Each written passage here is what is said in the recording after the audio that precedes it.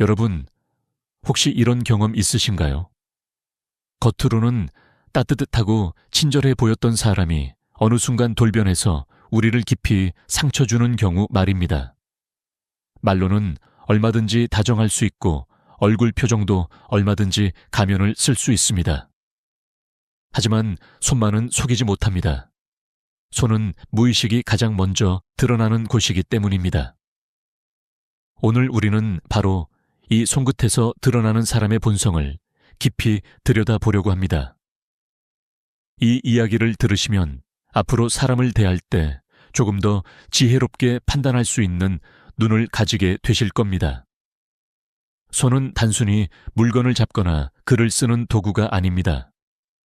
인간의 손은 마음과 연결된 창이라고 할 수 있습니다. 실제로 미국 심리학 연구에 따르면 거짓말을 할 때 가장 먼저 나타나는 변화는 입술이 아니라 손끝이라고 합니다. 무의식적인 움직임이 손톱을 만지작거리거나 손가락을 불안하게 비비는 모습으로 드러난다는 것이지요. 손은 말보다 더 정직한 신호를 보내는 것입니다. 어르신들도 주변에서 보셨을 겁니다. 늘 약속을 지키고 성실한 분은 손짓도 차분하고 정돈되어 있는 반면 늘 핑계를 대는 사람은 손끝이 분주하고 어수선합니다. 이 작은 차이가 결국 인생 전체의 태도를 드러내는 법입니다. 우선 손톱을 한번 살펴보십시오. 깔끔하고 정돈된 손톱은 자기관리에 충실한 사람의 특징입니다. 물론 외형을 꾸미는 것 자체가 본성을 결정하지는 않습니다. 그러나 늘 세심하게 챙기는 태도는 작은 습관에서 비롯된 것이죠. 반대로 손톱이 지저분하거나 들쭉날쭉하다면 대체로 생활 속에서도 허술하거나 타인의 시선을 크게 신경 쓰지 않는 경우가 많습니다. 저도 젊었을 때 한 동료가 있었습니다. 겉으로는 일 잘하는 것 같았지만 중요한 발표 자리에서도 손톱이 부서지고 더러워 있었습니다. 시간이 지나자 그의 일 처리 역시 대충대충이었고 결국 팀 전체가 곤란을 겪었던 기억이 있습니다. 작은 손톱 하나가 마음의 태도를 보여준다는 것을 그때 뼈저리게 깨달았습니다. 다음으로는 대화 중 손을 만지작거리는 습관입니다. 손가락을 꼬거나 손톱을 뜯고 손을 계속 주무르며 시선을 피하는 사람은 속에 무언가 숨기고 있을 가능성이 큽니다. 불안과 조급함이 손끝으로 흘러나오는 것이지요. 이런 분과는 오래 관계를 맺기가 어렵습니다. 왜냐하면 언젠가는 그 숨겨진 속마음이 드러나기 마련이니까요. 실제로 서울의 한 심리 상담소에서 수십 년간 부부 갈등 사례를 연구한 결과 대화 중 손을 반복적으로 만지작거리는 습관이 있는 사람일수록 배우자와의 신뢰 문제를 더 자주 일으켰다는 보고가 있습니다. 작은 습관 하나가 관계 전체의 안정성에 영향을 미친다는 사실, 무섭지 않습니까? 또 한 가지 중요한 신호는 팔짱을 끼는 행동입니다. 많은 분들이 단순히 편해서 그러는 것 아니냐고 생각하시지만 사실은 마음을 닫고 거리를 두겠다는 무언의 신호일 수 있습니다. 특히 중요한 대화나 협상 자리에서 팔짱을 낀 사람은 이미 마음을 열 생각이 없다는 뜻으로 해석할 수 있습니다. 저도 평생을 살아오며 여러 번 이런 상황을 보았습니다. 항상 팔짱을 끼고 앉아있던 친척 어른 한 분은 결국 가족 간 대화에 잘 참여하지 않았고 혼자만의 세계에 갇혀 살아가셨습니다. 사소한 몸짓 같지만 사람의 태도를 그대로 드러내는 신호임을 알 수 있습니다. 그렇다면 손짓이 지나치게 큰 사람은 어떨까요? 말할 때마다 손을 크게 휘두르고 과장된 제스처를 쓰는 경우가 있습니다. 겉으로는 자신감 있어 보이지만 속으로는 나를 좀 인정해 달라는 불안과 갈증이 숨어 있는 경우가 많습니다. 학계에서도 같은 결론을 내립니다. 과도한 손동작은 허세와 불안의 다른 얼굴이라는 것입니다. 반대로 손짓이 부드럽고 자연스러운 사람은 속이 따뜻하고 여유로운 사람일 가능성이 높습니다. 여러분도 주변에서 경험해 보셨을 겁니다. 말은 크게 하지 않아도 손짓이 담담한 분은 늘 신뢰를 주고 그 사람 옆에 있으면 마음이 편안해집니다. 마지막으로 악수의 자세에서도 본성이 드러납니다. 손등을 위로 올려 상대의 손을 누르는 사람은 내가 위에 있다라는 무의식의 표시입니다. 반대로 손바닥을 위로 하여 상대의 손을 감싸주는 사람은 존중과 배려의 마음을 가진 사람입니다. 특히 수평으로 부드럽게 손을 내미는 사람은 같은 눈높이에서 대화하려는 성향을 보이지요. 작은 악수 한 번에 그 사람의 속마음이 드러난다는 사실 기억하셔야 합니다. 제가 젊은 시절 한 교수님을 처음 만났을 때 그분은 제 손을 따뜻하게 감싸며 수평으로 악수해 주셨습니다. 그 순간 저는 이미 그분이 존경할 만한 분임을 직감했고 실제로도 평생을 통해 많은 가르침을 받았습니다. 이처럼 손끝의 습관과 손동작은 단순한 제스처가 아니라 무의식의 거울입니다. 독일 철학자 쇼펜하워는 이렇게 말했습니다. 작은 습관이 그 사람의 인격을 드러낸다. 말은 얼마든지 포장할 수 있고 표정은 얼마든지 숨길 수 있습니다. 그러나 손만은 속이지 못합니다. 그러니 사람을 만날 때는 말보다 먼저 손을 보십시오. 그 손끝에서 그 사람의 본성이 고스란히 드러납니다.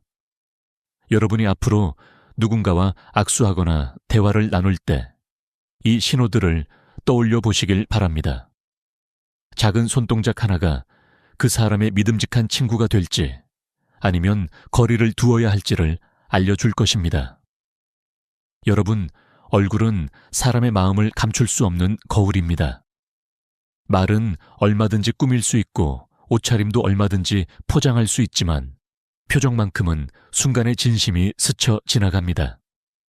특히 눈과 입술, 미세한 근육의 떨림 속에는 우리가 숨기고 싶었던 속마음이 고스란히 드러납니다. 오늘은 이 얼굴 표정 속에 숨어있는 본성의 신호를 함께 살펴보겠습니다. 첫 번째로 눈이 웃지 않는 미소가 있습니다. 입꼬리는 올라가 있지만 눈과 근육은 그대로일 때 그 웃음은 가식일 가능성이 높습니다. 실제로 영국 글래스고 대학 연구팀이 처음 만난 사람들의 미세 표정을 분석했을 때 0.2초 동안 나타나는 눈가 움직임으로 상대의 진심을 80% 이상 맞췄다고 합니다. 저도 수십 년을 살면서 그런 웃음을 여러 번 보았습니다. 젊은 시절 거래처의 한 사람이 늘 환하게 웃었지만 눈은 차갑게 식어 있었지요.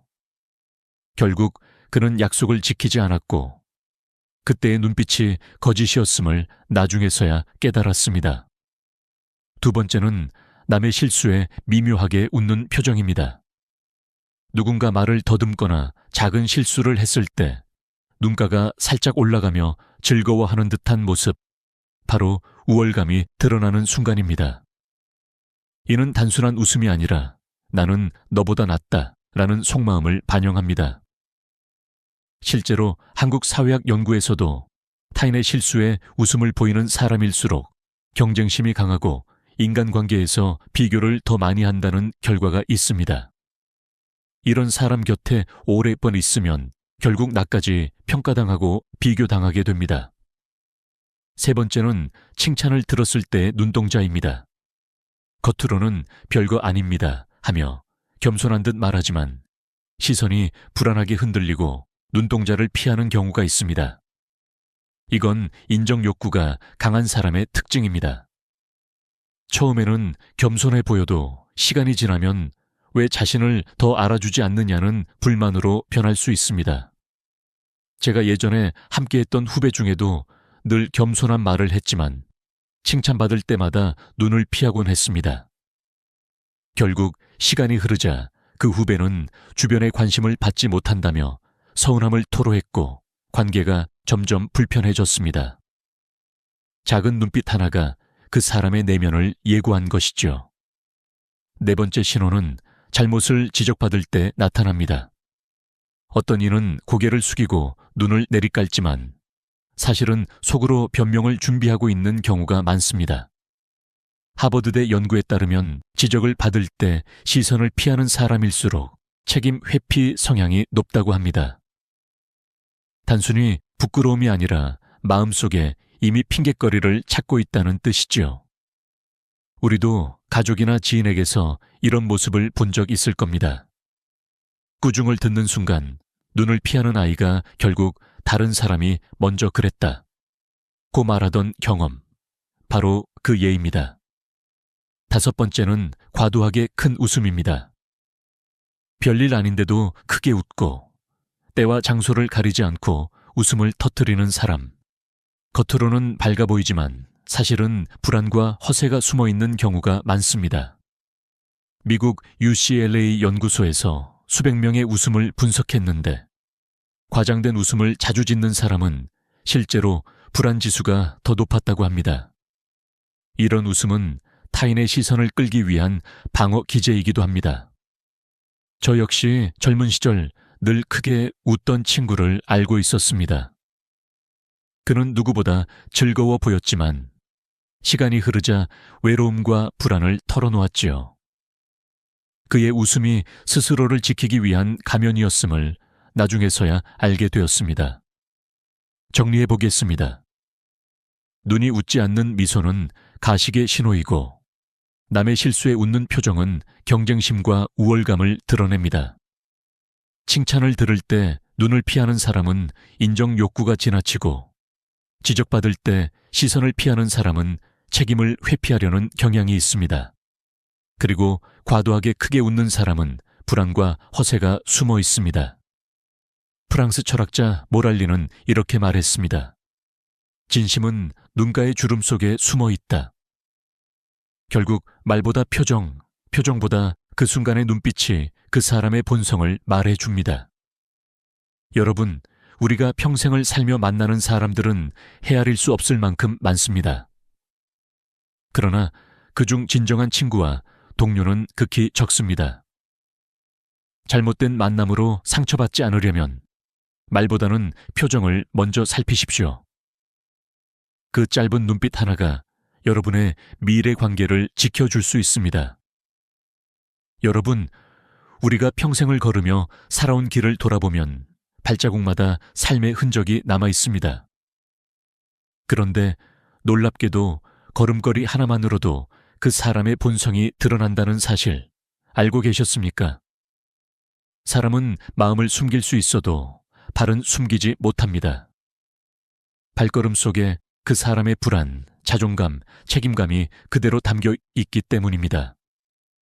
먼저 발을 질질 끄는 사람을 떠올려 보십시오. 이건 단순한 습관이 아닙니다. 귀찮다, 대충 하자라는 무의식이 발끝에서 흘러나오는 것입니다. 실제로 미국 스탠퍼드 대학 연구팀이 1200명의 보행 습관을 6달간 관찰했는데 발을 끄는 사람은 게으름과 책임 회피 성향이 뚜렷했다고 합니다. 제가 직장에서 만난 동료 중에도 늘 발을 끌며 걷던 이가 있었습니다. 중요한 순간마다 약속을 지키지 않았고 결국 그는 신뢰를 잃고 말았습니다. 발소리가 우리에게 경고를 보내고 있었던 것이죠. 다음으로 어깨를 움츠리며 걷는 사람입니다. 고개는 숙여져 있고 시선은 바닥만 바라보며 어깨는 안으로 오그라들어 있습니다.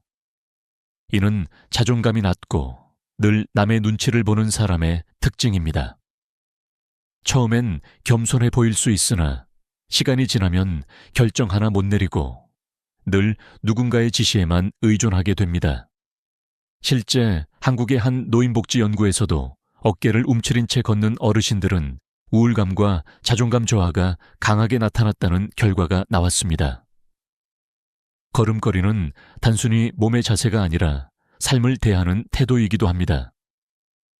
세 번째는 지나치게 빠른 걸음입니다. 많은 분들이 성격이 급해서 그렇다고 생각하지만 그 이면에는 불안과 조급함이 숨어 있습니다.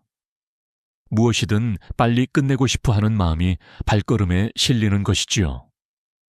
저는 예전에 늘 앞장서서 빠르게 걸어가는 상사를 둔 적이 있었습니다.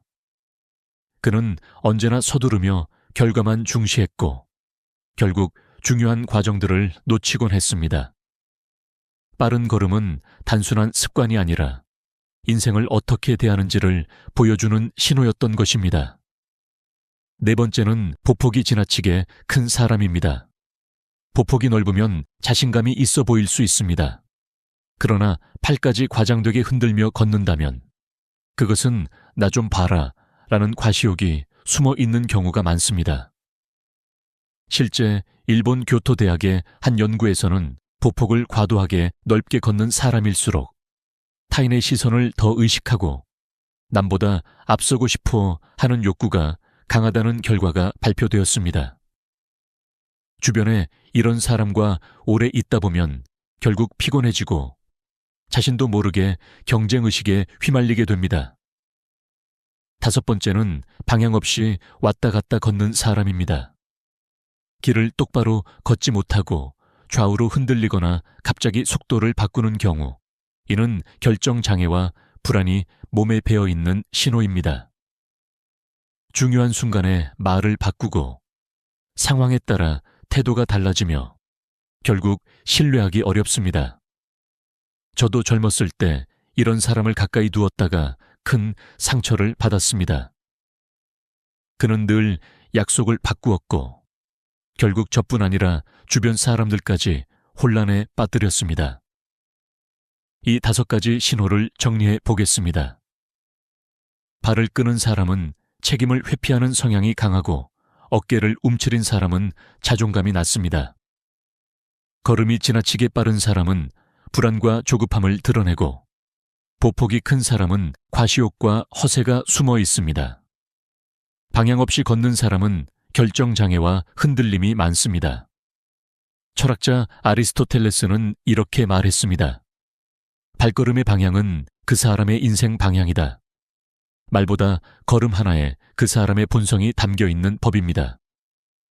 여러분, 다음에 누군가와 함께 길을 걸을 때 잠시 주의 깊게 지켜보십시오. 그 발걸음 속에서 말보다 더 많은 이야기가 들려올 것입니다. 우리가 좋은 인연을 맺고 싶다면 상대방의 걸음을 한번 살펴보는 지혜가 필요합니다. 그리고 동시에 나 자신의 걸음 또한 되돌아보아야 합니다. 지금 내 걸음은 어디로 향하고 있는가? 나는 누군가의 신뢰를 얻을 수 있는 걸음을 걷고 있는가? 오늘 이 질문을 마음에 새기시길 바랍니다. 여러분, 사람의 말은 단순한 소통의 도구가 아닙니다. 말 속에는 그 사람의 삶의 태도, 성격, 그리고 무의식적인 본성이 그대로 녹아 있습니다. 옷차림은 꾸밀 수 있고 표정도 연기할 수 있지만 말버릇만큼은 감출 수 없습니다. 왜냐하면 말은 순간순간 무의식에서 튀어나오는 것이기 때문입니다. 오늘은 사람의 말에서 드러나는 5가지 신호를 살펴보겠습니다. 첫째는 자기 자랑이 많은 사람입니다. 대화를 나눌 때마다 나도 그거 해봤어. 예전에 내가 이런 경험이 있었지 하며 이야기를 자기 중심으로 끌고 가는 사람, 이런 경우가 있습니다.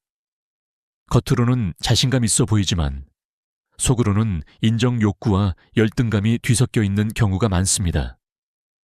하버드 대학 연구에서도 자기 자랑이 잦은 사람일수록 인간관계가 오래 지속되지 않는 경향이 있다는 결과가 나왔습니다. 저 역시 평생을 살며 이런 분들을 여러 번 봤습니다. 처음에는 매력적으로 보였지만 시간이 지날수록 나를 경쟁 상대로 여기며 불편함을 주곤 했습니다. 둘째는 남의 말을 끊는 습관입니다. 대화란 서로 주고받는 공입니다. 그러나 혼자만 움켜쥐고 남의 이야기를 자꾸 끊는 사람은 권위의식이 강하고 자신이 더 우위에 있다고 무의식적으로 드러내는 것입니다. 실제 한국의 한 상담센터 사례를 보면 부부 사이에서도 남편이 아내의 말을 자주 끊을수록 갈등이 심각해졌다고 합니다. 이야기를 끊는 것은 상대의 존중을 거부하는 행위이기 때문이지요. 여러분도 기억해 보십시오. 내 말을 들어주지 않고 자꾸 끼어드는 사람과 깊은 관계를 맺고 싶으셨습니까? 아마도 아니었을 것입니다. 셋째는 지나치게 겸손한 척을 하는 경우입니다. 아유, 제가 뭘요? 아니에요. 저는 별로 한 게 없어요. 라고 말하면서 속으로는 더 많은 칭찬을 바라는 경우입니다. 이른바 겸손을 포장한 자랑이라고 할 수 있습니다. 스탠퍼드 대학 연구팀은 이런 성향을 가진 사람이 관계 속에서 질투와 비교를 키우며 결국 험담으로 이어질 확률이 높다고 밝혔습니다. 실제로 제 주변에도 늘 겸손한 말을 입에 달고 살던 사람이 있었습니다. 그러나 시간이 지날수록 왜 나를 더 인정해주지 않지? 라며 불만을 드러냈고 결국 관계가 틀어졌습니다. 말과 속마음이 일치하지 않았던 것이죠. 넷째는 무례한 농담을 자주 하는 사람입니다. 에이, 농담인데 왜 그래? 그냥 웃자고 한 얘기야 라고 하면서 상대방의 마음에 상처를 남기는 경우가 있습니다. 하지만 농담은 본심의 가장 솔직한 언어입니다. 미국 코넬 대학 연구에서도 무례한 농담을 즐기는 사람은 상대를 무시하거나 지배하려는 성향이 강하다고 밝혔습니다. 처음에는 그냥 웃고 넘어갈 수 있지만 결국 그 농담은 당신에게도 상처가 될 것입니다. 저 역시 직장에서 그런 농담을 자주 하던 동료를 겪었습니다. 그는 결국 주변 모두와 갈등을 일으켰고 신뢰를 잃고 말았습니다. 다섯째는 말을 빗대어 하는 습관입니다. 넌 참 특이하다. 역시 넌 나랑 다르지. 라며 에둘러 표현하는 사람은 사실 속으로는 자신이 우위에 있다는 생각을 가지고 있습니다. 이런 사람은 남의 성공이나 행복을 진심으로 기뻐하지 못합니다. 언젠가는 반드시 상대를 깎아내릴 말을 찾아내게 됩니다. 저는 실제로 가까웠던 지인이 늘 에둘러 표현을 했는데 나중에 보니 제 성공을 축하하면서도 속으로는 불편해하고 있었습니다. 결국 그 관계도 오래가지 못했습니다. 정리해 보겠습니다. 자기 자랑이 많은 사람은 열등감과 인정 욕구가 강하고 남의 말을 끊는 사람은 권위의식이 강합니다. 과도한 겸손은 질투와 비교심으로 이어질 수 있으며 무례한 농담은 본심을 드러내는 상처입니다. 말을 빗대는 습관은 우월감과 경쟁심을 숨긴 신호입니다. 독일 철학자 비트겐슈타인은 이렇게 말했습니다. 내 언어의 한계가 곧 내 세계의 한계다. 말 속에 그 사람의 세계가 담겨 있다는 뜻입니다. 여러분, 우리는 누군가의 말 속에서 그 사람의 본성을 읽을 수 있습니다. 동시에 내 말 역시 나 자신을 보여주고 있습니다. 오늘 이 시간을 통해 다른 사람의 말뿐 아니라 나 자신의 말버릇도 돌아보시기 바랍니다. 언어는 우리의 세계를 만들고 우리의 관계를 지탱하는 힘입니다. 바른 말이 바른 관계를 만든다는 사실을 기억하시길 바랍니다. 여러분, 우리는 종종 큰일 앞에서는 연기를 할 수 있습니다. 중요한 자리에 나가면 누구나 옷을 단정히 차려입고 말도 조심하며 태도를 다듬습니다. 그러나 진짜 본성은 그런 무대 위의 모습에서 드러나는 것이 아닙니다. 무심코 나오는 작은 행동, 일상 속에서 별 생각 없이 반복되는 태도 속에 숨어 있습니다. 오늘은 바로 이 작은 행동에서 드러나는 5가지 신호를 이야기해 보겠습니다. 첫째, 엘리베이터 문 닫힘 버튼입니다. 눈앞에서 누군가 뛰어오는데도 굳이 문 닫힘 버튼을 누르는 사람. 이건 단순한 성격 문제가 아니라 무의식 속에 내 편의가 먼저다 라는 태도가 자리 잡고 있는 경우입니다. 미국 콜롬비아 대학 연구팀이 500쌍의 커플과 친구 관계를 관찰한 결과 이런 작은 행동 하나가 신뢰대에 미치는 영향이 말보다 4배 이상 크다는 사실이 밝혀졌습니다. 저 역시 회사에서 이런 상황을 본 적이 있습니다. 늘 문을 먼저 닫아버리던 사람은 결국 동료들의 신뢰를 잃고 말았지요. 작은 행동이지만 결국 사람의 본심을 드러내는 신호였습니다. 둘째, 식당이나 카페에서 종업원에게 무례하게 대하는 사람입니다. 이것은 사람을 판단하는 가장 빠른 필터라고 할 수 있습니다. 자기보다 약한 사람에게 무례하게 대하는 이는 결국 언젠가 당신에게도 같은 태도를 보입니다. 미국 코넬 대학 연구에 따르면 종업원에게 함부로 대하는 사람은 대인관계에서 자기중심적이고 문제 상황에서 책임을 피하려는 경향이 강했습니다. 저도 평생을 살아오면서 이 점을 뼈저리게 느꼈습니다. 겉으로는 친절해 보이던 한 친구가 식당에서 직원에게 무시하는 말을 했을 때 제 마음은 이미 멀어지고 있었습니다. 작은 장면 하나가 관계의 진실을 보여주는 법입니다. 셋째, 남의 물건을 허락 없이 만지는 습관입니다. 이건 뭐야? 라며 남의 소지품에 함부로 손을 대는 사람. 이는 경계심이 없고 타인을 존중하지 않는 태도의 표현입니다. 작은 행동 같지만 이런 사람은 결국 가까운 관계에서도 상대의 경계선을 무너뜨리려 듭니다. 실제 한국의 한 가족 상담 사례에서도 자녀의 물건을 허락 없이 사용하는 부모가 있을 때 아이는 강한 불신과 분노를 키우며 관계가 악화된다고 보고했습니다. 작은 습관 같지만 결국 큰 상처로 이어지는 것입니다. 넷째, 대화 중에 스마트폰을 보는 행동입니다. 대화는 서로의 마음을 주고받는 시간인데 상대방이 말할 때 핸드폰을 들여다본다면 무의식적으로 나는 너보다 이게 더 중요하다 라는 메시지를 전하는 셈입니다. 하버드대 연구에서는 대화 중 스마트폰을 확인하는 습관이 있는 사람은 상대에게서 신뢰를 잃을 확률이 2배 높다고 밝혔습니다. 저도 후배와 중요한 대화를 나눌 때 그가 계속 휴대폰을 들여다보는 모습을 보고 마음이 차갑게 식었던 적이 있습니다. 결국 대화는 끊어지고 관계도 소원해졌습니다. 다섯째, 작은 부탁을 귀찮아하는 태도입니다. 물 한 잔만 부탁해도 될까? 그거 잠깐만 건네줄래? 이런 작은 부탁에 짜증을 내거나 귀찮아하는 사람은 상대방을 배려할 마음이 부족한 경우가 많습니다. 미국 UCLA 연구소에서 6개월간 인간관계를 추적한 결과 작은 부탁을 자연스럽게 들어주는 사람이 장기적으로 더 깊은 신뢰를 얻는다는 사실이 드러났습니다. 결국 사소한 친절이 큰 관계를 지탱하는 힘이 되는 것입니다.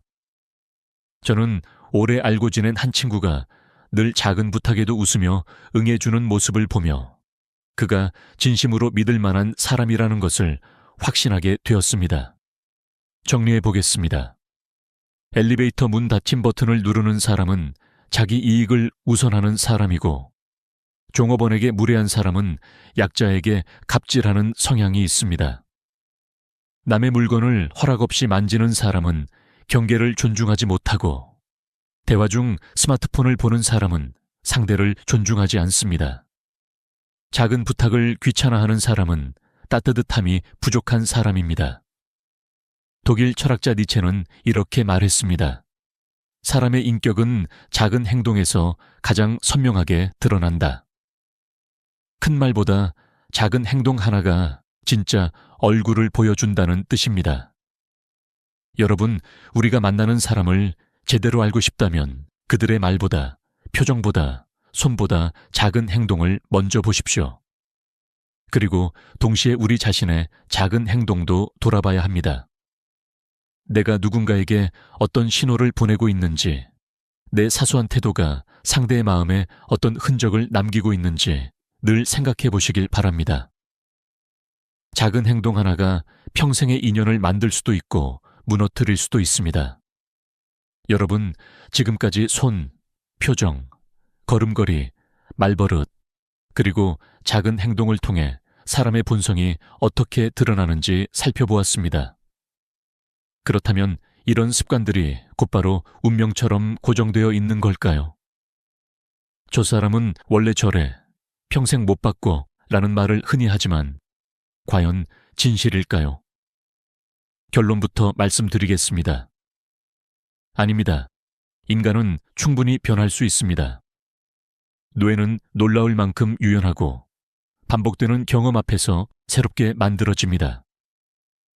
미국 UCLA 행동변화연구소에서 진행한 흥미로운 실험이 있습니다. 1000명의 참가자를 두 그룹으로 나누었지요. A그룹은 단순히 참아라, 자제해라 라는 훈련만 시켰습니다. 그러나 B그룹에게는 억지로 참으려 하지 말고 내가 이 습관을 또 하고 있다는 걸 스스로 알아차려라. 그리고 그 순간 다른 행동을 시도해보고 기록해라라고 안내했습니다. 3개월 뒤 결과는 충격적이었습니다. A그룹은 14%만이 습관을 바꾸었지만 B그룹은 무려 76%가 성공했습니다. 참는 힘보다 알아차림과 기록이 훨씬 강력하다는 것이지요. 이처럼 본성이라 불리던 것조차 사실은 반복된 습관이 쌓여 굳어진 무의식일 뿐입니다. 우리가 의식적으로 멈추고 다른 행동을 시도하며 기록한다면 새로운 본성을 스스로 만들어갈 수 있습니다. 여기서 중요한 것은 3가지 전략입니다. 첫째, 멈추는 연습입니다. 대화 중 손톱을 뜯으려는 순간, 발걸음이 빨라지는 순간, 남의 말을 끊으려는 순간, 속으로 이렇게 말해 보십시오. 지금 내가 또 이 행동을 하려 한다. 단 3초의 멈춤이 뇌 속 자동 회로를 끊어낸다는 사실이 예일대 연구에서 밝혀졌습니다. 이 3초 멈춤은 새로운 습관의 출발점이 됩니다. 둘째, 반대 행동을 미리 정해두는 것입니다. 팔짱을 자주 낀다면 나는 손을 무릎 위에 포갠다 라고 미리 정해두고 실천합니다. 걸음이 빠르다면 일부러 천천히 걷습니다. 하루 3번만 반복하면 뇌는 21일 후 자동으로 따라가기 시작한다는 것이 독일 베를린 대학 뇌과학 연구팀의 결과입니다. 반대 행동은 단순히 억지로 고치는 것이 아니라 새로운 회로를 만드는 일입니다. 셋째, 기록입니다. 오늘 하루 몇 번 멈췄는지, 몇 번 반대 행동을 했는지를 노트에 적어 보십시오. 하버드대 연구에 따르면 기록한 사람과 그렇지 않은 사람의 습관 교정 성공률은 무려 8배나 차이가 났습니다. 기록은 단순한 메모가 아니라 뇌에 이걸 계속하라는 명령을 새기는 행위입니다. 실제로 많은 성공한 사람들이 하루를 마무리하며 반드시 짧게라도 기록을 남긴다고 합니다. 저도 개인적인 경험이 있습니다. 젊을 때 저는 늘 말을 빨리 끊는 버릇이 있었습니다. 나도 모르게 상대방 이야기에 끼어들었지요. 하지만 어느 날 가족의 눈빛에서 실망을 읽고 난 뒤부터 습관을 고쳐야겠다고 다짐했습니다. 그때 선택한 방법이 바로 멈춤과 기록이었습니다. 매일 일기를 쓰며 오늘은 몇 번 멈췄는가를 적었고 한 달쯤 지나니 자연스럽게 말하는 속도가 느려지고 상대의 말을 끝까지 들어주게 되었습니다. 주변 사람들의 표정도 달라졌습니다. 여러분, 본성이란 결국 수십 년간 쌓인 습관의 결과일 뿐입니다. 그 습관을 다시 쌓으면 우리의 본성도 바뀔 수 있습니다. 독일 철학자 니체는 이렇게 말했습니다. 나 자신을 바꾸고 싶다면 하루에 100번 새로 시작하라. 중요한 것은 완벽한 의지가 아니라 작은 인지와 반복, 그리고 꾸준한 기록입니다. 혹시 지금 떠오르는 고치고 싶은 습관이 있으신가요? 손톱을 뜯는 습관, 빠른 걸음, 무심코 내뱉는 말버릇, 작은 행동 하나라도 좋습니다. 오늘부터 단 하루에 한 번만 멈추고 한 번만 다르게 행동해 보십시오. 그리고 그것을 적으십시오. 6달 뒤 여러분은 전혀 다른 모습으로 성장해 있을 것입니다. 이것이 오늘 우리가 나눈 마지막 신호이자 동시에 희망의 메시지입니다. 사람의 본성은 결코 돌에 새겨진 문장이 아닙니다. 우리가 어떻게 살아가느냐에 따라 어떤 습관을 쌓느냐에 따라 언제든 새로 쓰일 수 있는 이야기입니다. 그러니 주저하지 말고 오늘 이 순간부터 다시 시작해 보시길 바랍니다. 식사는 단순히 에너지를 보충하는 시간이 아니라 사람의 성격과 인격을 엿볼 수 있는 기회입니다. 우리는 식사 중에 발생하는 작은 행동들을 통해 다른 사람의 본성을 읽을 수 있습니다. 예를 들어 음식을 먹는 방식이나 음식에 대한 반응, 그리고 다른 사람들과의 상호작용 등은 그 사람의 성격을 잘 보여줍니다. 이러한 상황을 통해 우리는 많은 사람들의 숨겨진 특성을 알 수 있습니다. 한 예로, 식당에서 음식을 기다리는 동안 불평을 하는 손님을 상상해 보세요. 음식이 늦게 나오자마자 종업원을 향해 짜증을 내고 자신의 불만을 쏟아내는 사람을 보았을 때 그 사람의 성격을 어느 정도 알 수 있습니다. 하지만 이는 단순히 식사에서의 하나의 작은 행동일 뿐입니다. 이런 작은 행동들이 그 사람의 깊은 성격과 태도를 드러낸다는 사실은 우리가 식사에서 중요한 가치를 배울 수 있는 이유입니다.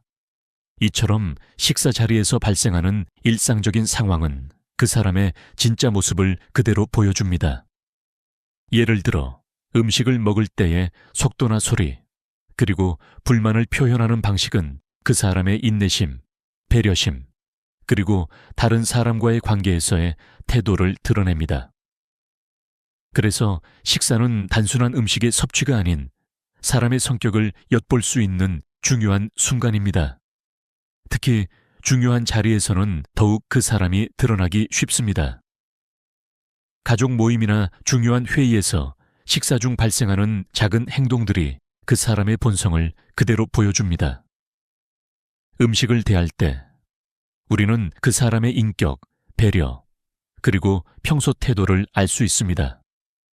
식사 중에 누군가를 존중하는 행동을 보면 그 사람이 얼마나 따뜻한 마음을 가진 사람인지 알 수 있습니다.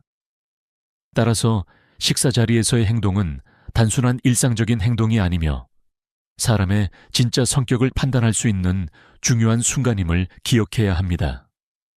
식사하는 방식, 특히 음식을 먹을 때의 행동은 그 사람의 성격을 알 수 있는 중요한 단서입니다. 사람은 음식을 먹을 때 그 안에 다양한 특성들이 나타나기 마련입니다. 속도, 음식을 다루는 태도, 그리고 불편한 상황에서의 반응 등은 모두 그 사람의 본성을 드러냅니다. 이번에는 어떻게 식사 습관을 통해 사람의 성격을 파악할 수 있는지에 대해 구체적으로 살펴보겠습니다. 우리가 흔히 볼 수 있는 예 중 하나는 음식을 급하게 먹는 사람입니다. 이런 사람은 대부분 인내심이 부족하고 상황에 대한 여유가 부족한 경우가 많습니다. 음식을 먹을 때 서두르며 마치 시간이 부족하다는 듯이 급하게 먹는 사람은 일상에서나 직장에서 조금만 일이 틀어지면 쉽게 짜증을 내고 문제를 해결하려 하기보다는 감정을 먼저 표현하는 경향이 있습니다. 그들은 종종 빠르게 끝내야 한다는 압박감 속에서 살고 있으며 그 압박이 식사 시간에도 그대로 드러납니다. 반면 음식을 천천히 먹고 주변 사람들의 표정을 살피며 식사를 즐기는 사람은 위기 상황에서도 차분함을 유지하며 모든 일을 여유롭게 처리하려는 태도를 보입니다. 이런 사람은 항상 안정감을 주며 어려운 상황에서도 흔들리지 않고 차분히 문제를 해결하려 합니다.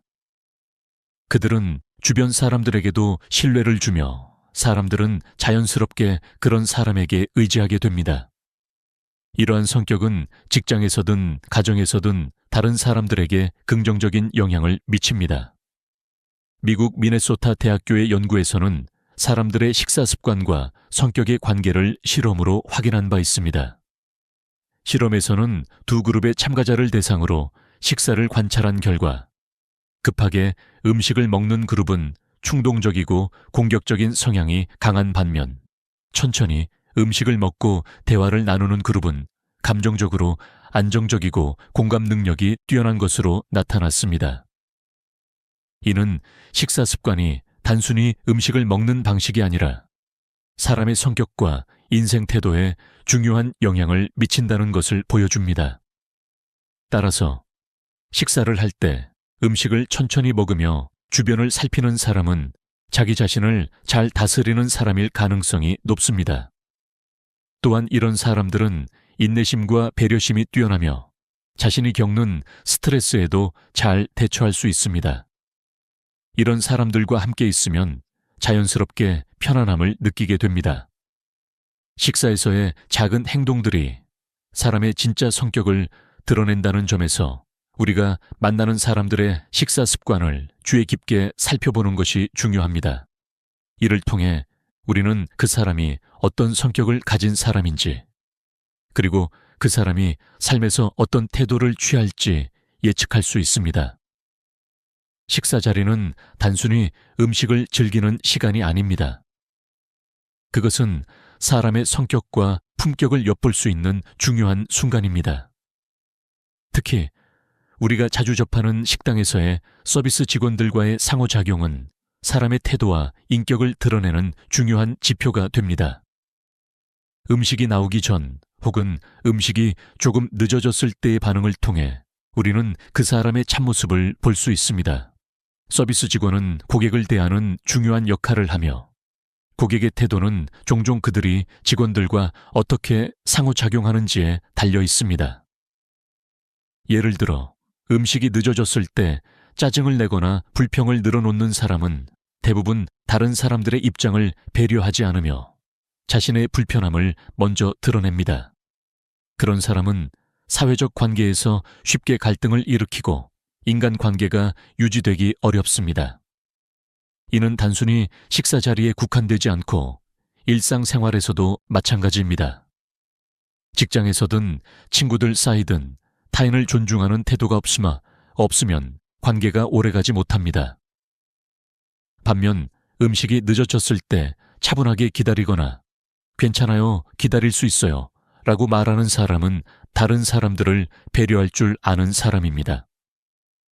이들은 불편한 상황에서도 여유를 잃지 않으며 다른 사람의 수고와 노력을 인정하고 감사하는 마음을 가지고 있습니다. 이러한 사람은 주변 사람들에게 긍정적인 영향을 미치며 타인과의 관계를 잘 유지하는 성향을 가집니다. 하버드 대학교의 연구에서도 이와 유사한 결과가 나왔습니다. 실험에서는 참가자들에게 음식이 늦어지거나 서비스에 문제가 생겼을 때 어떻게 반응하는지 관찰했습니다.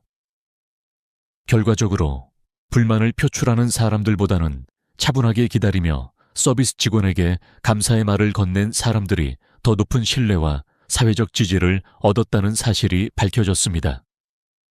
이는 사람들의 태도와 품격이 직장이나 일상생활에서 중요한 역할을 한다는 것을 증명해 줍니다. 따라서 우리가 식사 자리를 포함한 다양한 상황에서 서비스 직원과의 상호작용을 통해 그 사람의 성격을 평가할 수 있습니다. 그 사람이 얼마나 인내심을 가지고 타인을 존중하는지를 알 수 있는 중요한 기회가 되는 것입니다. 때로는 우리가 잘 모르고 있는 사람들과의 관계가 바로 이런 작은 행동들에서 시작될 수 있습니다. 결국 서비스 직원에 대한 태도는 그 사람의 내면을 드러내는 중요한 지표입니다. 이 태도에서 우리는 그 사람이 진정으로 어떤 사람인지를 파악할 수 있습니다. 그리고 우리는 이러한 사람들과의 관계에서 더 많은 신뢰를 쌓을 수 있으며 그들과 함께하는 시간은 더욱 의미 있고 가치 있는 시간이 될 것입니다. 식사 자리는 단순한 음식을 섭취하는 시간이 아닙니다. 그것은 우리가 서로 소통하고 감정을 교류하며 심리적으로 연결되는 중요한 순간입니다. 사회적 관계에서 우리가 어떻게 행동하느냐는 식사 중의 태도에서 잘 드러납니다. 특히 사람들과 함께 식사할 때 우리의 식사 태도는 그 사람과의 관계에 중요한 영향을 미치고 나아가 우리의 사회적 신뢰도와 공감 능력을 형성합니다. 예를 들어 식사 중에 우리가 상대방의 말을 듣고 공감하는 방식은 그 관계의 깊이를 결정짓는 중요한 요소입니다. 대화 중에 눈을 맞추고 고개를 끄덕이며 상대방의 이야기를 경청하는 사람은 그 관계에서 신뢰를 쌓고 서로의 유대감을 강화하는 데 중요한 역할을 합니다.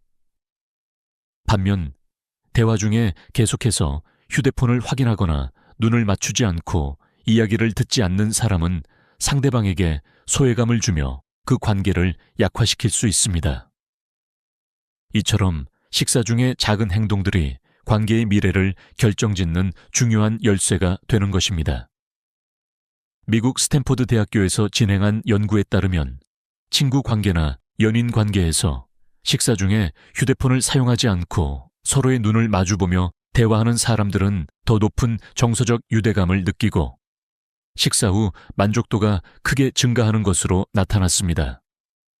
반면 식사 중 자주 휴대폰을 확인하거나 대화를 하지 않는 사람들은 상대방에게 무시당했다고 느끼며 그 후의 관계에서 연락 빈도가 줄어드는 경향을 보였습니다. 이는 식사 중의 태도와 행동이 관계에 미치는 영향을 잘 보여주는 예시입니다. 이러한 행동은 단지 개인적인 관계에만 국한되지 않습니다. 직장에서의 협업이나 팀워크에도 큰 영향을 미칩니다. 예를 들어 팀원들이 식사 중에 서로의 이야기를 경청하고 존중하는 태도를 보이면 그 팀은 자연스럽게 더 협력적이고 유기적인 관계를 유지할 수 있습니다. 반대로 식사 중에 서로 무관심하게 행동하거나 대화에 참여하지 않으면 팀 내의 신뢰가 약해지고 협력적인 분위기가 형성되기 어렵습니다. 식사는 단순히 음식을 나누는 시간이 아니라 사람들과의 관계를 강화하는 중요한 사회적 장입니다. 이 시간을 어떻게 보내느냐에 따라 우리의 관계가 더욱 깊어지거나 약해질 수 있습니다. 따라서 식사 중에는 작은 행동 하나하나가 그 사람의 성격과 그 관계의 질을 결정짓는 중요한 요소임을 기억해야 합니다. 더 나아가 사회적 관계에서 중요한 것은 바로 타인을 존중하는 태도입니다. 우리가 상대방을 배려하고 존중하는 모습을 보일 때 그 사람은 자신도 모르게 우리에게 더 많은 신뢰를 보이고 관계는 자연스럽게 깊어집니다. 이러한 태도는 직장에서든 개인적인 관계에서든 항상 긍정적인 영향을 미치며 우리는 이를 통해 더 나은 인간관계를 형성할 수 있습니다. 결국 식사에서의 행동은 단순한 음식을 먹는 시간이 아니라 우리가 사람들과 어떻게 관계를 맺고 그 관계를 어떻게 키워나갈지에 대한 중요한 교훈을 제공합니다.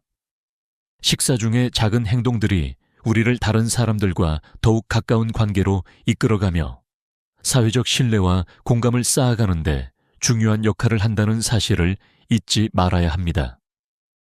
사람의 품격은 특히 자기보다 약한 사람을 대하는 태도에서 가장 잘 드러납니다. 우리가 종종 간과할 수 있는 부분이지만 다른 사람의 약자나 우리가 쉽게 무시할 수 있는 사람들 앞에서의 태도는 그 사람의 진정한 성격을 가장 잘 보여줍니다. 식사 자리에서 우리는 종종 서비스 직원이나 다른 손님들, 심지어는 자신의 가족 앞에서도 그 사람의 품격을 확인할 수 있습니다. 그가 누구와 함께 있는지, 그리고 그 사람을 어떻게 대하는지에 따라 그 사람의 인격이 드러나기 때문입니다. 이 부분에서 중요한 것은 자신보다 사회적 지위가 낮거나 직위가 낮은 사람에게 어떻게 대하는지에 따라 그 사람의 진짜 모습이 나타난다는 점입니다.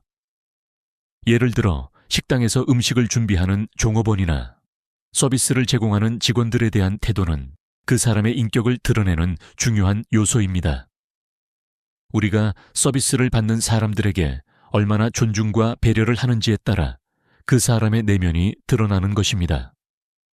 하버드 대학교의 실험에서도 이를 입증할 수 있습니다. 연구팀은 참가자들에게 서로 다른 지위의 사람들과 함께 식사를 하게 했습니다. 높은 지위의 사람 앞에서는 대부분의 참가자들이 예의 바르게 행동하고 존중하는 태도를 보였습니다. 그러나 지위가 낮은 사람 앞에서는 불만을 드러내거나 무시하는 태도를 보인 사람들이 많았습니다. 이러한 결과는 우리가 사회적 지위나 권력이 있는 사람 앞에서는 겸손해지고 예의 바르지만 약자나 지위가 낮은 사람 앞에서는 그 태도가 바뀌는 경향이 있다는 것을 시사합니다. 이런 태도는 단지 식사 자리에서만 나타나는 것이 아닙니다. 일상적인 생활에서도 우리가 만나는 사람들의 성격을 평가할 때 그들이 어떻게 약자를 대하는지 혹은 자신보다 격이 낮은 사람들에게 어떻게 행동하는지에 따라 그 사람의 진짜 성격을 알 수 있습니다. 약자 앞에서 존중을 잃지 않는 사람은 그 어떤 상황에서도 사람들 사이에서 존경을 받을 가능성이 높습니다. 반면 약자 앞에서 무시하거나 불쾌한 태도를 보이는 사람은 그들의 품격이 낮아 보일 수 있습니다.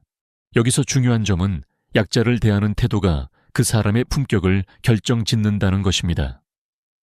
철학자 칸트는 약자 앞에서 존중을 잃는 자는 스스로 인생의 격을 잃는다고 말했습니다. 이는 단지 철학적 논의에 그치지 않고 우리 삶에서도 중요한 교훈을 줍니다. 다른 사람을 존중하고 배려하는 태도는 결국 우리 자신을 더욱 높은 품격을 가진 사람으로 만들어줍니다.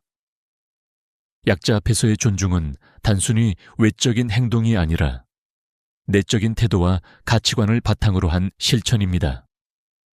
따라서 우리가 사람들을 대할 때 그 사람이 힘이 없거나 지위가 낮다고 해서 그들에게 무시하거나 불쾌한 태도를 보이지 말아야 합니다. 오히려 그들과의 관계에서 존중을 잃지 않고 그들에게 감사를 표하는 태도를 가지는 것이 중요합니다. 이 태도가 쌓이면 우리는 주위 사람들에게 긍정적인 영향을 미치며 더 나아가 우리 자신의 인격을 고양시킬 수 있습니다. 결국 약자 앞에서의 태도는 그 사람의 인격을 평가할 수 있는 중요한 기준입니다. 우리는 약자에게 어떤 태도를 보이느냐에 따라 자신의 품격을 스스로 결정짓는 것입니다. 사람을 대하는 태도에서 가장 중요한 점은 바로 배려입니다. 배려하는 사람은 언제나 존경을 받으며 그 사람의 삶은 더 따뜻하고 더 많은 사람들의 신뢰를 얻게 됩니다. 식사 자리에서 우리는 그 사람의 성격과 인간관계를 알 수 있는 중요한 단서를 얻을 수 있습니다. 우리가 식사하면서 자연스럽게 드러나는 태도들은 우리 삶에 중요한 교훈을 제공합니다.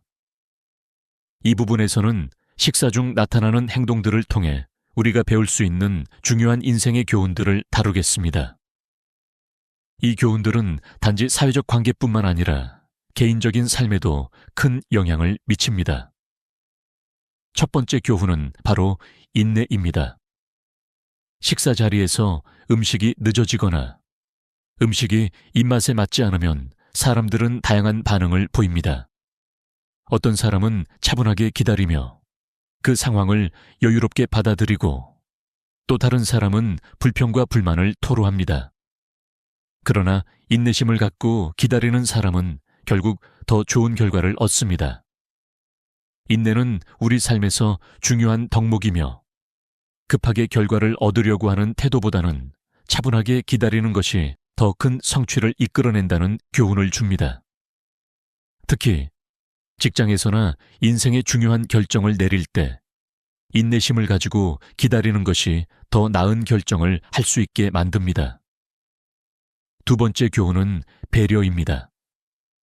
다른 사람을 배려하는 태도는 모든 인간관계에서 매우 중요한 역할을 합니다. 식사 중에 음식을 나누고 음식을 덜어주는 행동, 혹은 다른 사람의 기분을 살피는 행동은 그 사람의 성격을 잘 보여줍니다. 배려하는 사람은 상대방의 감정을 이해하고 그들의 입장을 고려하는 사람입니다. 이런 사람은 항상 긍정적인 에너지를 전파하며 관계를 강화하는 데 중요한 역할을 합니다. 또한 배려하는 태도는 직장 내 협업에서도 중요한 역할을 합니다. 동료들에게 도움을 주고 그들의 말을 경청하는 것이 협력의 시작입니다. 세 번째 교훈은 감사의 표현입니다. 식사 후에 잘 먹었습니다 라는 간단한 말을 전하는 것만으로도 사람들 간의 관계가 더욱 돈독해질 수 있습니다. 감사의 표현은 우리가 상대방을 인정하고 존중하는 방식입니다. 이것은 단지 식사 자리에 국한되지 않고 일상에서도 매우 중요한 요소입니다. 직장에서든 가정에서든 감사의 말을 자주 표현하는 사람은 다른 사람들에게 신뢰를 얻고 그들의 마음을 얻을 수 있습니다. 또한 감사의 표현은 사람들 간의 긍정적인 관계를 구축하는 데 필수적입니다. 작은 감사의 말 한마디가 큰 변화를 일으킬 수 있습니다. 네 번째 교훈은 진정성입니다. 우리가 식사 중에 보여주는 진정성은 우리의 인격을 가장 잘 나타냅니다. 음식을 서둘러 먹거나 불평을 하거나 다른 사람과의 대화에서 진심을 다하지 않는다면 그 사람은 결국 진정성 없는 행동을 하고 있다는 인상을 줄 수 있습니다. 반대로 음식을 즐기며 주변 사람들과 진지하게 대화하고 진심으로 감사를 표현하는 사람은 그 자체로 진정성을 보여줍니다. 진정성을 가진 사람은 결국 더 많은 사람들에게 신뢰를 받으며 관계에서 더 많은 긍정적인 영향을 미칩니다. 마지막으로 긍정적인 태도입니다. 식사 중에 불편한 상황이 생기면 대부분의 사람들은 그것을 불평으로 이어갑니다. 하지만 긍정적인 태도를 유지하고 웃음을 잃지 않는 사람은 그 상황을 더 잘 이겨낼 수 있습니다. 긍정적인 태도는 직장에서든 일상생활에서든 문제를 해결할 수 있는 열쇠가 됩니다. 식사 자리가 불편해도 웃음을 잃지 않고 차분하게 기다리거나 상황을 즐기려는 태도는 관계를 유지하고 새로운 기회를 창출하는 데 중요한 역할을 합니다. 긍정적인 사람은 언제나 주변 사람들을 편안하게 만들며 더 많은 기회를 얻게 됩니다. 이렇듯 식사 자리에서 우리는 중요한 인생의 교훈들을 얻을 수 있습니다. 작은 행동들, 예를 들어 음식을 천천히 먹고 다른 사람의 말을 경청하며 감사의 표현을 아끼지 않는 것 등이 결국 우리 삶을 더 풍요롭고 의미 있게 만들어 줍니다. 이러한 교훈들은 직장에서든 가정에서든 혹은 친구들과의 관계에서든 우리의 삶을 개선하는 데 중요한 역할을 합니다. 마지막으로 우리가 배운 교훈을 일상에서 실천하는 것이 중요합니다. 식사 자리는 단지 음식을 먹는 시간이 아니라 사람들과의 관계를 더 깊게 만들고 자신을 돌아보는 시간이 되어야 합니다.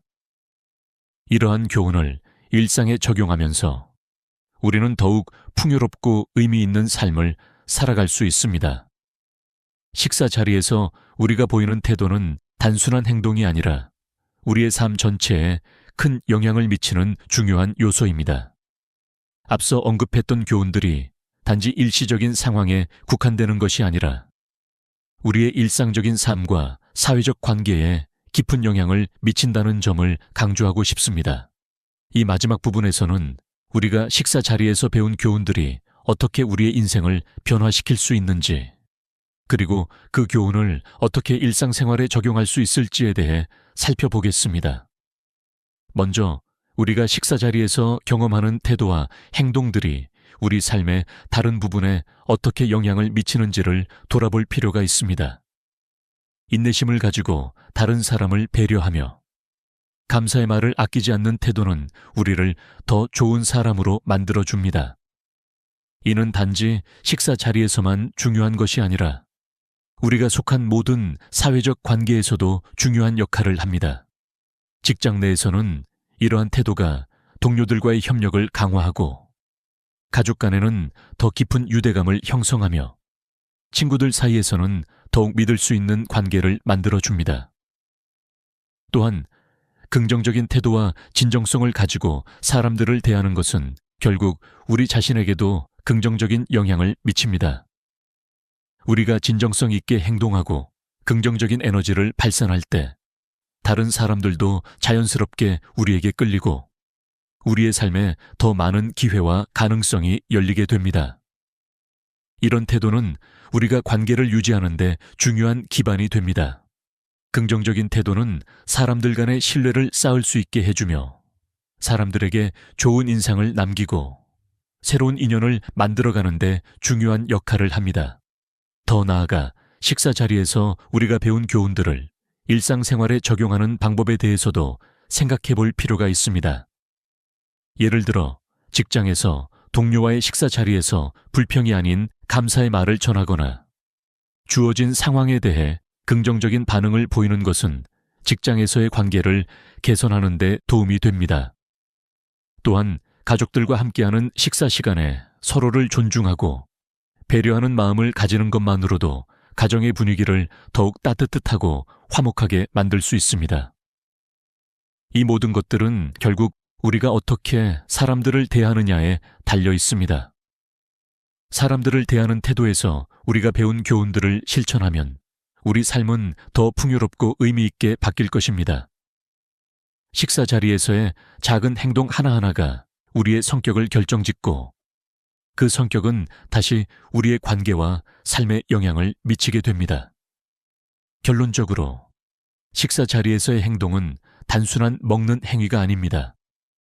그것은 우리가 타인과 관계를 맺고 우리 자신의 품격을 만들어가는 중요한 과정입니다.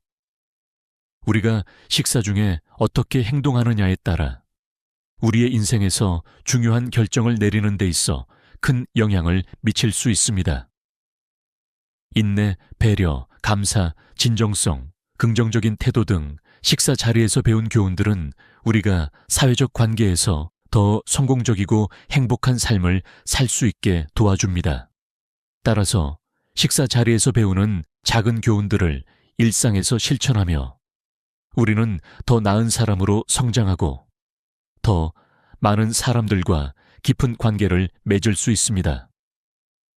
이런 태도가 쌓여 결국 우리 삶을 더 풍요롭고 의미 있게 만들어 줄 것입니다. 이 영상을 시청해 주신 여러분도 오늘부터는 식사 자리에서의 작은 행동이 얼마나 큰 영향을 미칠 수 있는지를 마음에 새기고 실천해 보시기 바랍니다. 작은 배려가 큰 변화를 만들어냅니다. 이 교훈을 삶에 적용하면서 여러분의 인간관계와 삶의 질이 한층 더 향상될 것입니다. 마지막으로 이 영상이 여러분에게 도움이 되었기를 바랍니다. 여러분의 경험과 생각을 댓글로 나눠주세요. 또한 구독과 좋아요를 눌러주시면 앞으로도 더 많은 유익한 콘텐츠를 제공할 수 있습니다. 여러분의 소중한 연결이 저에게 큰 힘이 됩니다. 감사합니다. 우리 모두는 인생을 살아가면서 오랜 시간 함께 해온 사람들과의 관계에 큰 가치를 두죠. 그 사람들과 나눈 수많은 추억들이 있기 때문에 그 관계는 어떤 때는 너무나 소중하게 느껴집니다. 특히 우리가 나이가 들면서 그 관계는 더 깊고 중요한 의미를 지니게 됩니다. 그런데 그런 오랜 관계가 가끔은 상처를 주기도 합니다. 오늘 이야기할 주인공은 평생을 가족을 위해 헌신하며 살아온 한 여성입니다. 그녀는 자식들을 위해 많은 것을 희생했고 그 대가로 자식들이 자신을 돌봐주기를 바랬습니다. 그런 그녀의 가장 큰 자랑은 바로 자식들이었습니다. 그런데 어느 날 40년 된 친구와의 대화에서 모든 것이 뒤집히게 됩니다. 이 친구는 그녀의 자식들과 그녀의 삶을 끊임없이 비교하면서 그녀에게 상처를 주기 시작했습니다. 우리 애들은 참 효자야. 매달 용돈도 주고 집도 사준다더라. 너는 왜 그 정도도 못 받냐? 그런 말들을 듣고 난 후 주인공은 마음속에서 큰 충격을 받습니다. 그녀는 지금까지 가족을 위해 최선을 다하며 살아왔다고 믿었지만 이 친구의 말은 그녀에게 깊은 상처를 안겨주었습니다. 처음에는 웃어 넘기려 했습니다. 하지만 친구는 반복적으로 그런 말을 계속하며 주인공을 의식하지 않게 무심코 비교하고 깎아내리곤 했습니다. 그런 이야기가 반복될 때마다 주인공은 점점 더 불편해지고 자신이 과연 지금까지 살아온 방식이 옳았는지 의문을 가지기 시작했습니다. 내가 이렇게 살아온 게 맞았을까? 친구는 왜 나를 이렇게 평가하는 걸까? 이 질문들이 그녀의 마음을 복잡하게 만들었고, 결국 그녀는 한 가지 결정을 내리게 됩니다. 더 이상 자신을 불편하게 만드는 관계에서 벗어나야겠다고 결심한 것입니다. 하지만 40년을 함께 해온 친구를 그렇게 쉽게 끊을 수 있을까요? 그런 고민 속에서 주인공은 계속해서 마음속에서 갈등하며 결정을 내리기까지 많은 시간이 걸리게 됩니다. 이제 우리는 이 이야기를 통해 그 친구와의 관계에서 느낀 감정의 변화를 따라가며 나아가 자신을 위한 삶을 살아가기 위한 방법을 알아보려 합니다. 우리가 오랫동안 관계를 유지해온 사람에게 실망을 느끼는 순간 그 충격은 말로 표현할 수 없을 정도로 큽니다. 특히 그런 사람은 우리의 인생에서 중요한 존재였기 때문에 그 실망의 감정은 더 깊고 아픕니다. 이제 주인공은 오랜 친구로부터 받은 상처에 대해 생각하기 시작합니다. 그녀는 지금까지 그 친구에게 너무 많은 기대를 걸어왔습니다. 40년 동안 함께 해온 친구였으니 당연히 그녀는 그 친구가 자신을 이해하고 위로해 줄 것이라고 믿었습니다. 하지만 현실은 달랐습니다. 친구는 자신이 겪고 있는 어려움과 아픔에 대해 이야기할 때마다 대신 자주 불편한 비교를 했습니다. 그녀의 자식들과 그녀의 삶을 끊임없이 비교하며 너는 왜 그렇게 하지 않느냐라는 말을 반복한 것입니다. 그런 말은 한 번이 아니었습니다. 점차적으로 주인공은 그 친구의 말에 상처받고 있다는 것을 깨달았습니다. 친구가 자신을 위로하기는커녕 그 친구의 말은 오히려 자신을 더욱 불안하게 만들었습니다. 내가 이렇게 해온 게 잘못된 걸까? 내가 그동안 너무 내 자식들에게만 신경을 썼던 건 아닐까? 그녀는 점점 자신을 돌아보며 그동안의 삶에 대해 깊이 생각하게 되었습니다. 이제 주인공은 현실을 마주해야 했습니다. 그동안 자신은 가족과 자식들에게 헌신해왔고 그 대가로 사랑과 배려를 받기를 바랐습니다. 그러나 현실은 다르게 돌아갔습니다. 자식들은 자주 연락을 하지 않고 용돈을 줄 거라는 기대도 허황된 꿈처럼 느껴졌습니다. 그저 엄마, 요즘 바쁘니까 자주 연락하지 마세요 라는 말뿐이었습니다. 그렇게 친구는 그녀에게 계속해서 그녀의 삶을 평가하고 비교하며 결국 친구라는 관계는 더 이상 그녀에게 위로가 되지 않았습니다. 이 상황에서 주인공은 깊은 고민에 빠지게 됩니다. 이 친구와 계속 관계를 유지하는 것이 맞을까? 그런 질문을 스스로에게 던지며 그녀는 점차 자신을 돌아보고 이 관계가 가져다 준 상처에 대해 생각하기 시작했습니다. 결국 그녀는 큰 결정을 내리게 됩니다. 더 이상 불편한 관계에서 벗어나기로 한 것입니다. 이 결정을 내리는 과정은 쉽지 않았습니다. 40년 동안 쌓인 우정과 추억이 한순간에 사라지는 듯한 느낌이 들었습니다. 하지만 그녀는 결국 자신을 더 이상 괴롭히지 않기로 결심합니다. 이 순간이 그녀의 인생을 바꾸는 중요한 전환점이 된 것입니다. 40년을 함께한 친구와의 관계에서 상처를 받은 후 주인공은 이제 자신의 삶을 되돌아보며 큰 결정을 내리기로 합니다. 그동안 그녀는 모두를 위해 살았고 가족과 자식들을 위한 삶에 전념해 왔습니다. 그런데 이 모든 것이 결국 자신을 위한 삶이 아닌 다른 사람을 위한 삶이었다는 것을 깨달은 것입니다. 내가 이렇게 살아온 게 맞았을까? 이 질문은 점차 그녀의 마음을 계속해서 갉아먹었습니다. 주인공은 이제 더 이상 남들에게 맞추는 삶을 살지 않겠다고 결심합니다.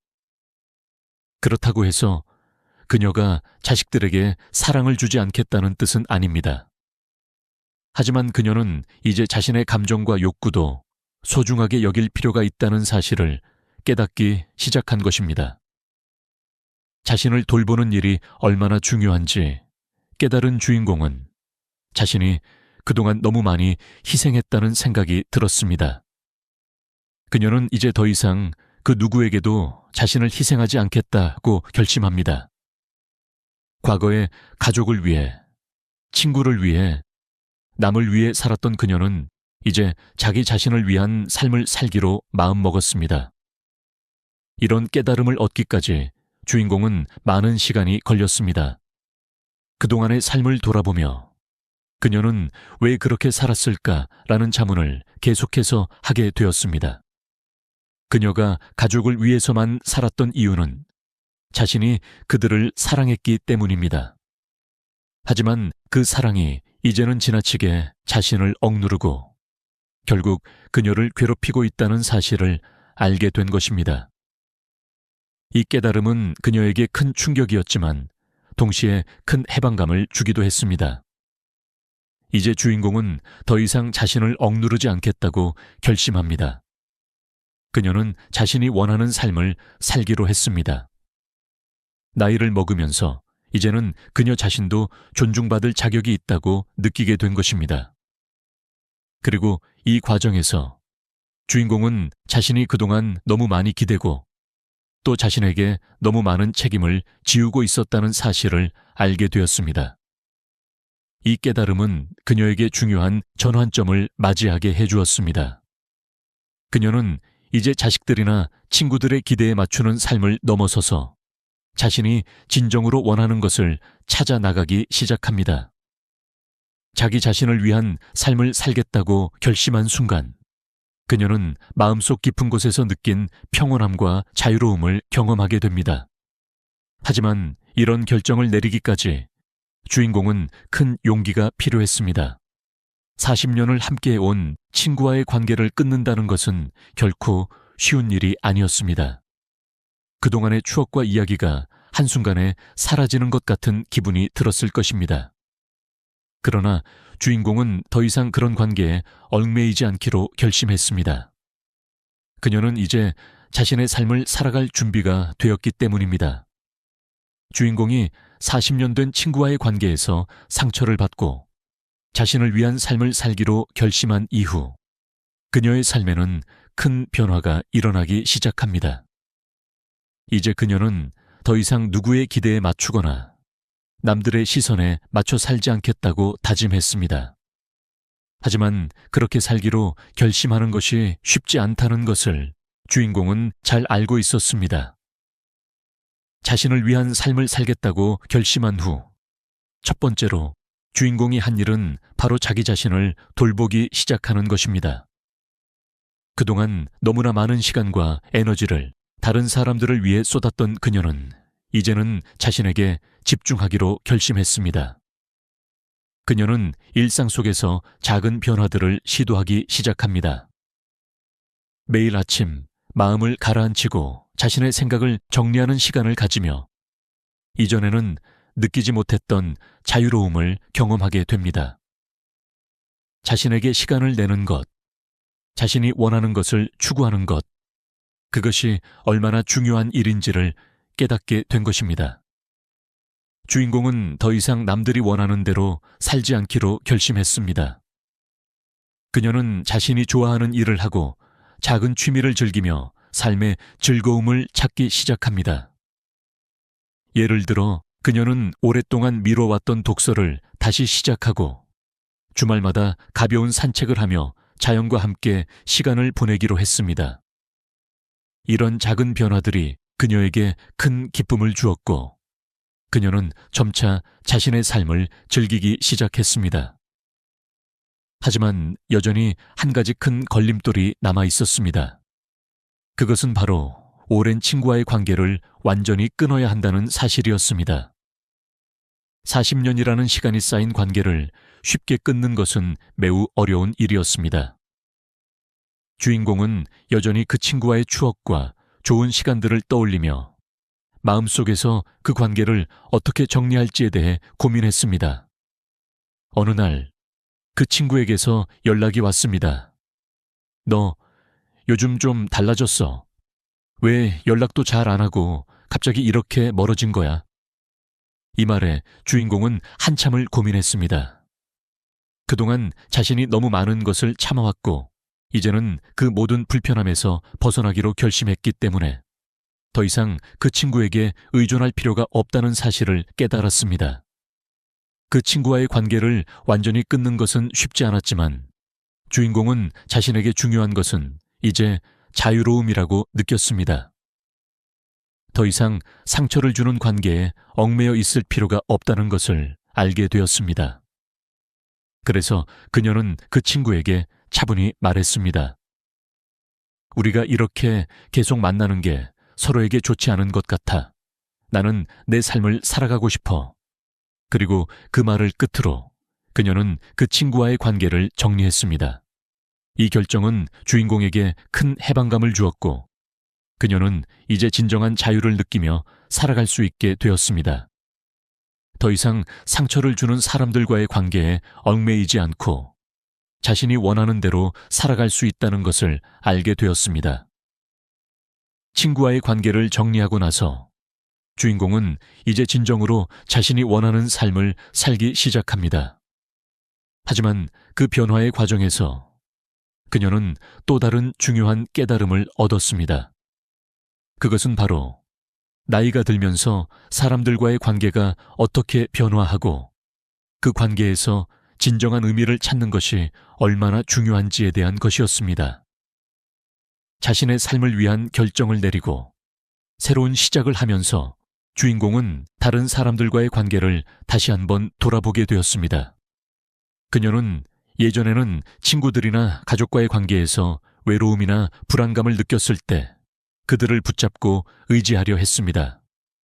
그러나 이제는 그런 관계에서 얻는 감정적인 만족보다는 진정으로 나를 이해하고 편안하게 해주는 사람들과의 관계가 더 중요하다는 것을 깨달았습니다. 그녀는 이제 더 이상 사람들과의 관계에서 의무감을 느끼지 않습니다. 대신 그녀는 자신이 정말로 소중하게 여길 수 있는 사람들만을 만나고 그들과 진정한 교감을 나누기 시작합니다. 이전에는 무리하게 관계를 이어가려고 했던 사람들, 그저 외로움을 피하기 위해서 유지했던 관계들이 이제는 더 이상 그녀의 삶에 필요하지 않다는 것을 알게 된 것입니다. 주인공은 어느 날 동네에서 우연히 만난 옛 친구와 대화를 나누게 됩니다. 그 친구는 밝은 표정으로 "너 요즘 어떻게 지내?" 라고 물어봅니다. 이 대화는 주인공에게 새로운 느낌을 주었습니다. 그동안 자신의 감정을 나누기 어려웠던 많은 사람들과 달리 이 친구는 그녀에게 부담을 주지 않았고 그저 자연스럽게 이야기를 나누었습니다. 주인공은 그 순간 진정으로 편안한 관계란 이런 것이구나 라는 생각을 하게 됩니다. 그날 이후로 주인공은 더 이상 사람들이 자신에게 기대는 관계를 유지하려 하지 않게 됩니다. 오히려 그녀는 자신의 삶을 더욱 즐기기 위해 새로운 사람들과의 만남을 시도하기 시작했습니다. 동네 작은 독서 모임이나 사진을 찍으면서 SNS를 통해 사람들과 소통하기도 했습니다.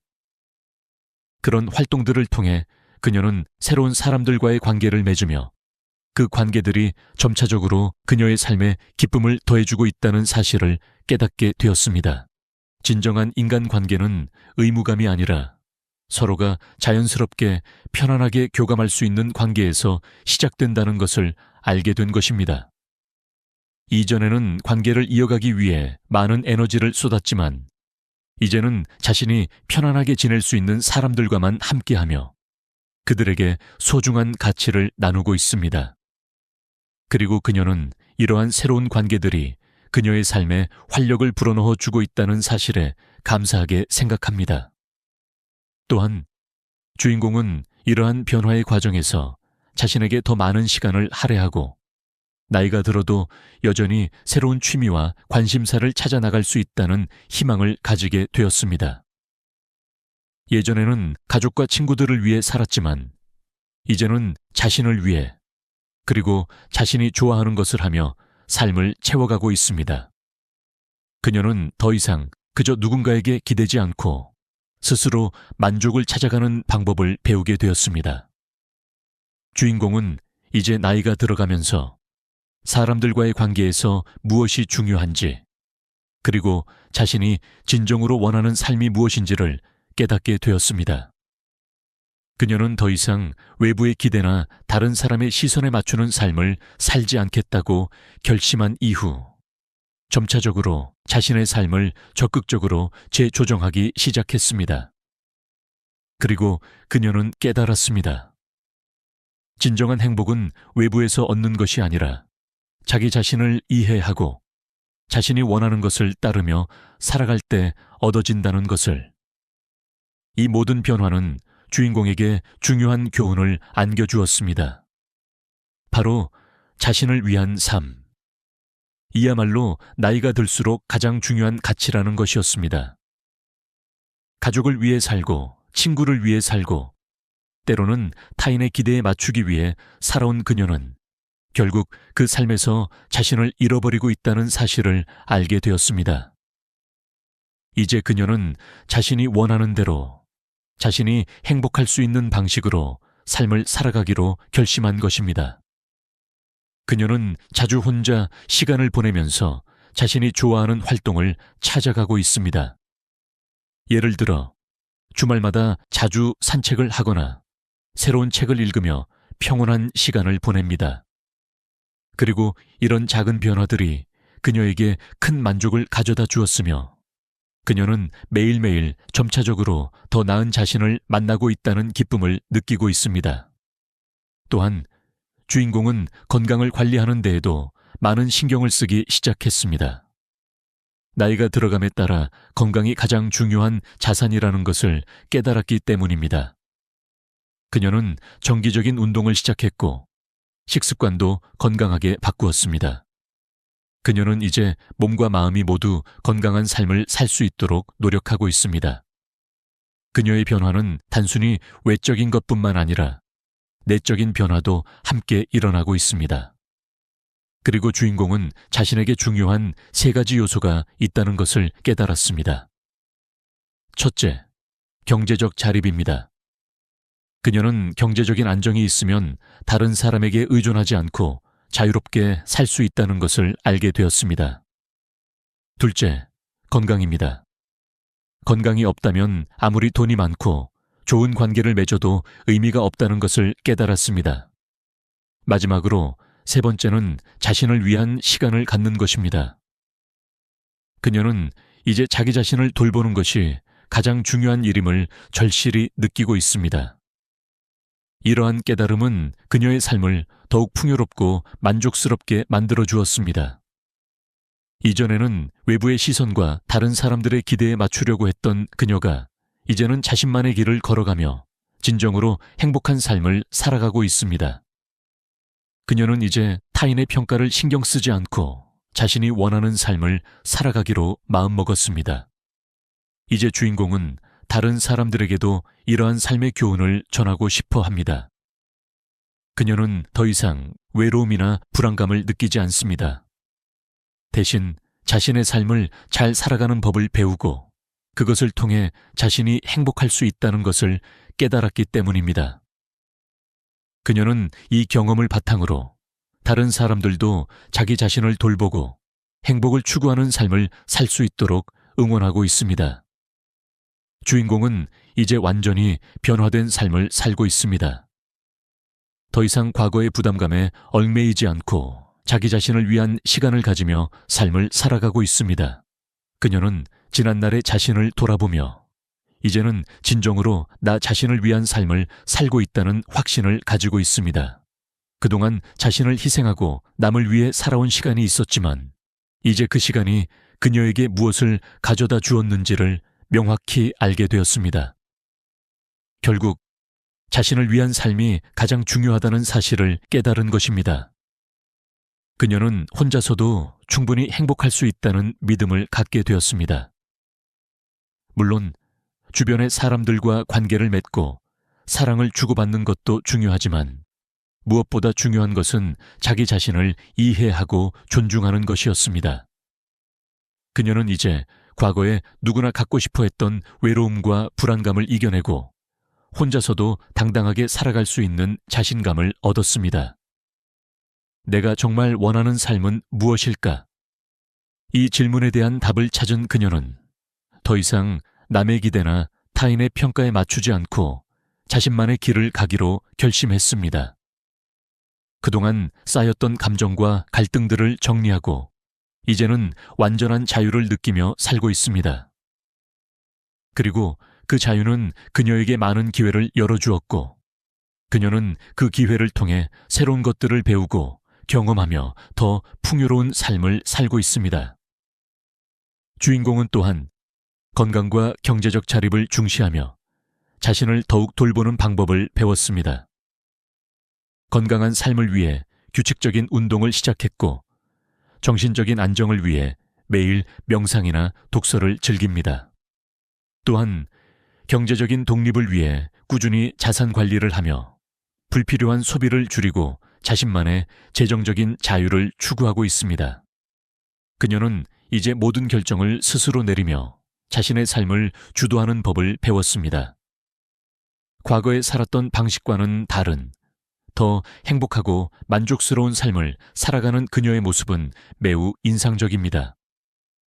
그녀는 이제 주변 사람들에게도 이런 삶의 방식을 전파하고 싶어 하며 자신과 같은 삶을 살아갈 수 있도록 격려하고 있습니다. 결국 그녀는 진정으로 자신을 위한 삶을 살기로 결심했기 때문에 다른 사람들에게도 그 방법을 알려주고 모두가 자신을 존중하고 행복을 추구할 수 있는 삶을 살도록 돕고 싶어 합니다. 그녀는 더 이상 과거의 갈등과 상처에 얽매이지 않고 자신의 길을 걸어가며 행복을 추구하는 법을 깨달았습니다. 마지막으로 이 이야기를 통해 얻을 수 있는 교훈은 바로 자기 자신을 위한 삶을 살아라는 것입니다. 나이가 들수록 우리는 더 이상 타인의 기대에 맞추며 살지 않아도 된다는 사실을 깨닫게 됩니다. 우리가 살고 있는 시간은 한정되어 있고 그 시간을 어떻게 쓸지는 결국 우리의 선택에 달려 있습니다.